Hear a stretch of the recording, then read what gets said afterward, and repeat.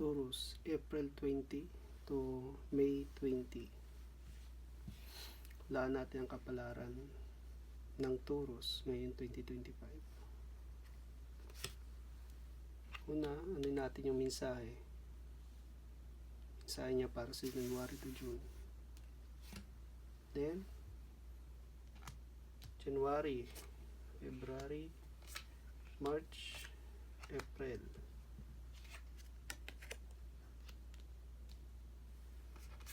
May, June. Sunod naman ang kanyang July to December. Mensahe. Ang kanyang July, August, September, October, November, December.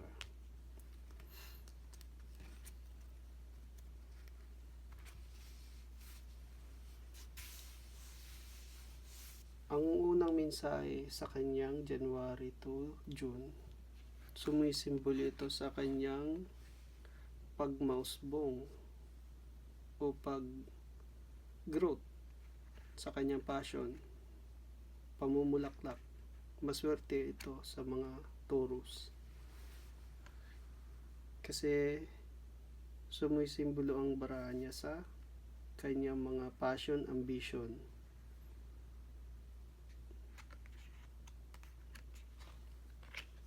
January, ito ang tinatawag na the word o pagtatapos na mga at magsisimula. Parang ito yung meron siyang ginawang mga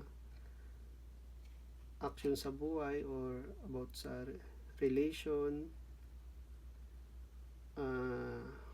sa mga trabaho, mga ginawa nung nakaraang taon. Ngayon siya mag-i-start. Tinatawag tong the word o unity, completion, accomplishment, magkakaroon ng travel, new beginning, integration. Kaya magkakaroon siya ng pagbabago at magsisimula muli ngayong January sa mga Taurus dyan. Then pagdating ng February, sumisimbolo ito sa kanyang decision na nahawakan na kailangan niyang pag-ingatan ang gagawin sa February. Sumisimbolo ito sa reyna na may hawak na espada, na ang hawak ng espada ay sumisimbolo sa kanyang katalinoan, clarity at decision o katotohanan na kailangan mag-ingat. Ito ang tinatawag na unbiased judgment, clear boundaries, direct communication, independent. Then pagdating na March, napakaganda ang mangyayari sa mga Taurus ngayong March. Kasi sumisimbolo ito sa apat na hawak niya. Sa Wand, Cups, Pentacle at Swords. Na lahat ng kailangan niya ay nandito sa March darating.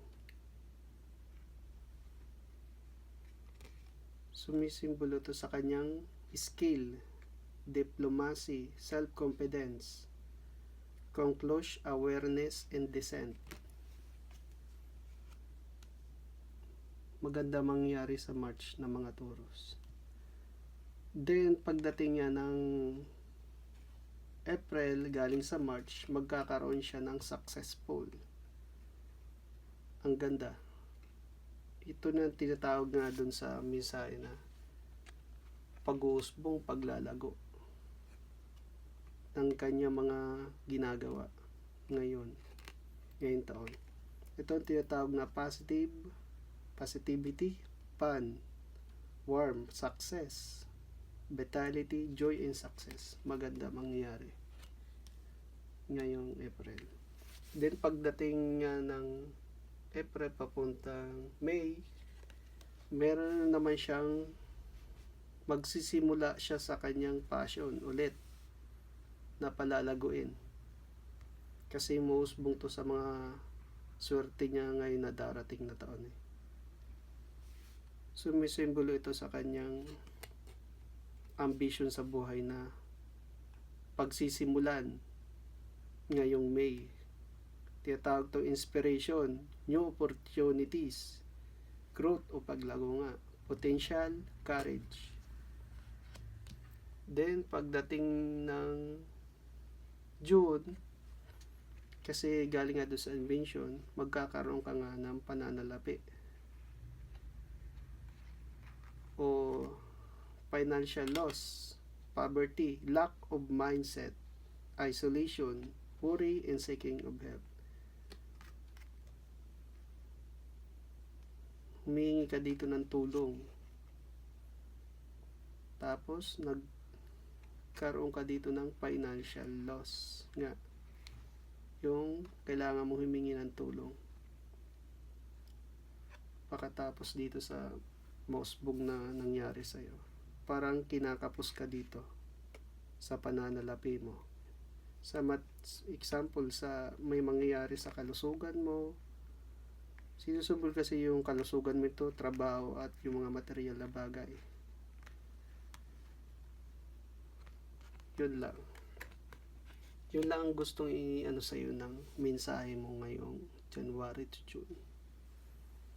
Itong sumisimbolo ito sumisimbolo itong message mo sa April to May. April, kasi pag-uusbong mga successful na mangyayari sa'yo. Kaso nga magkakaroon ka sa June ng financial loss o kailangan mo ng tulong, humingi ka ng tulong. Tapos ang July mo naman at December, tumutukoy sa reyna na may hawak na emotion, pag-ibig, pamilya, o tinatawag tong compassion, empathy, nurturing, care, inner wisdom, relationship, and love. Yun nga, may hawak ka na parang inaalagaan mo ngayong July to December ang iyong mensahe. Pagdating ng July, kasi galing ka sa June, 'di ba, na kailangan financial loss. Parang may pagbabagong darating na, ending, change, transformation, transition, rebirth, and renewal. Parang tinatawag kasi itong death o pagtatapos. Parang masama mangyayari sa iyo sa July, sa mga Taurus dyan. Meron mangyayaring masama na parang may pagbabago. Di naman sa gaanong masama, may pagbabago na darating sa iyo sa July. Then pagdating mo naman ng August, ito ang tinatawag na The Hermit. Sumisimbolo ito sa madilimong nakaraan na kailangan ng liwanag. Humingi ka dito ng tulong. August.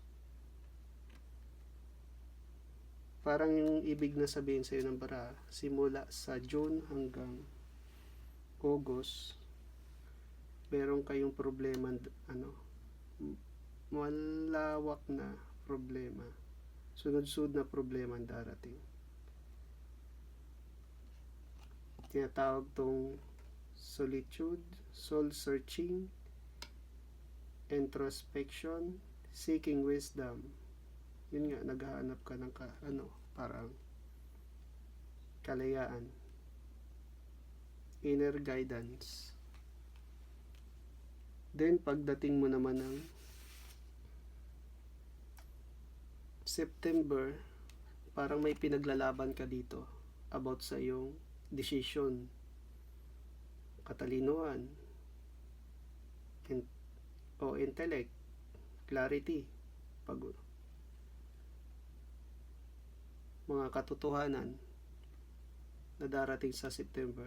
Parang may lalakbayin kang, may pupuntahan, tapos may pinaglalabang ka. Then pagdating mo ng October,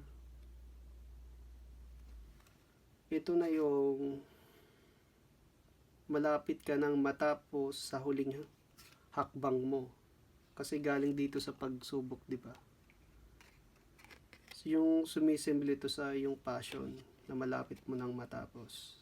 Sa huling isang yugto na lang. Tinatawag tong resilience, courage, persistence, test and faith. Yun nga. Boundaries being test. Parang inaano ka dito. Binibigyan kang pagsubok na kailangan mo lampasan sa isang pagsubok na lang. At pagdating mo naman ng November, doon magkakaroon ka ng katarungan